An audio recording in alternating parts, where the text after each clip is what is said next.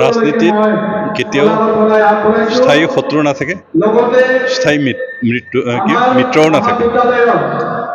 ৰাজনীতিৰ পাৰ্টি বা ৰাজনীতিৰ নেতাসকল আচলতে সুযোগ সন্ধানী হয়, আৰু তেনেকুৱা পৰিৱেশ হয়তো এটা সময়ত আমাৰ ইয়াতো আহিব। আৰু সেই সময়টোৰ লক্ষ্য ৰাখি যিহেতু বিটাৰ অঞ্চলত ৰাজনীতিৰ পথ পৰিৱৰ্তন হ'ব পাৰে, তেনেকৈ এটা সম্ভাৱনা হয়তো ইংগিত আমাৰ মাননীয় আফচৰ সভাপতি মহোদয়ে দেখিছে, সেইকাৰণে তেখেতে এই বক্তব্যটো দিছে।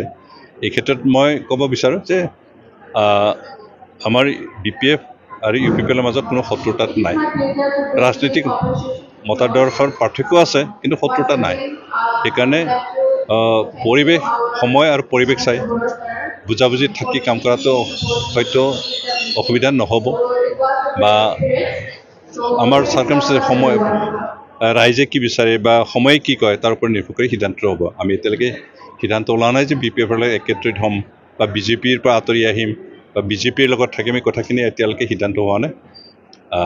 পৰিৱেশ পৰিস্থিতিয়ে আমাক যেনেকৈ নিৰ্দেশ দিয়ে সেইমতে আমি সিদ্ধান্ত লওঁ। এতিয়ালৈকেতো মিত্ৰতা ভংগ হ'ল বুলি তেনেকৈ ইংগিত আমি পোৱা নাই, আৰু তেনেকৈ সিদ্ধান্তও হোৱা নাই। যোৱা নিৰ্বাচনত BJP আৰু UPL নিজা নিজাকৈ ইলেকশ্যন খেলিছিল।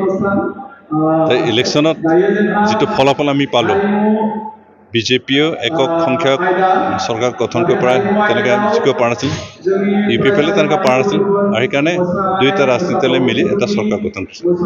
সেই পৰিৱেশটোৰ ওপৰত ভিত্তি কৰি হয়তো অসমৰ মাননীয় মুখ্যমন্ত্ৰী ডাঙৰীয়াই কৈছে যে এইবাৰ BJP নিজাববীয়াকৈ ইলেকশ্যন খেলিব। যোৱাবাৰতে খেলিছে, এইবাৰ নিশ্চয় খেলাটো স্বাভাৱিক। ফলাফল কি হয়তো বেলেগ কথা, কিন্তু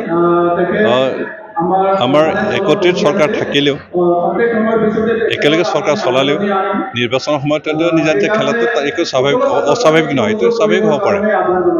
মাত্ৰ এতিয়ালৈকে আমি ঘোষণা কৰা নাই, BJPয়েও কৰা নাই, BJP নেতাসকলৰ কাৰণে UPPলে ঘোষণা কৰা যে আমাৰ মিত্ৰতা ভংগ হ'ল বুলি আমি কোৱা নাই, আৰু সেইটোৱে আমাৰ চৰকাৰ ভংগ হ'ল বা চৰকাৰ বেলেগ হ'ল বুলি তেনেকৈ বুলি কোৱা নাই। চৰকাৰ চলি আছে, আৰু চৰকাৰত আমি যৌথভাৱে চলাই আছোঁ।